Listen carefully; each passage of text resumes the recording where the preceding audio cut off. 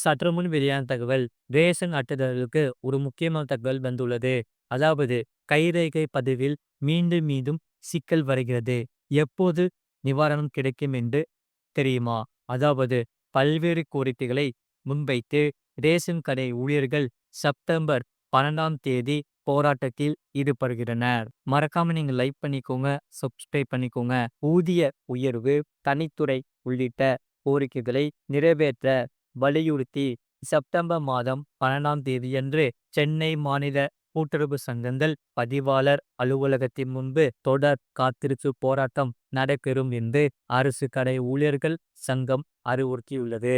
அந்த வகையில் இந்த போராட்டத்தில் கலந்து கொள்ளாமல் விட்டால் எப்போதும் நமது கோரிக்கை நிறைவேற்ற முடியாது என்று அனைவரும் சொல்லப்படுகிறார்கள். அதற்கு காரணம் 2026ஆம் ஆண்டு சட்டமன்ற தேர்தல் வந்துவிடும். அடுத்து அது முடிந்த பிறகு கூட்டுறவு சங்க தேர்தல் வந்துவிடும். அது முடிந்த பிறகு உள்ளாட்சி தேர்தல் வந்துவிடும். இது போன்ற நிகழ்வு நடந்து கொண்டிருந்தால் கோரிக்கைகளை கேள்விக்குறியாகவே இருக்கும் என்று சொல்லப்படுகிறார்கள். முழு வீடியோ லிங்க் கீழே அதை கிளிக் பண்ணி பாருங்க.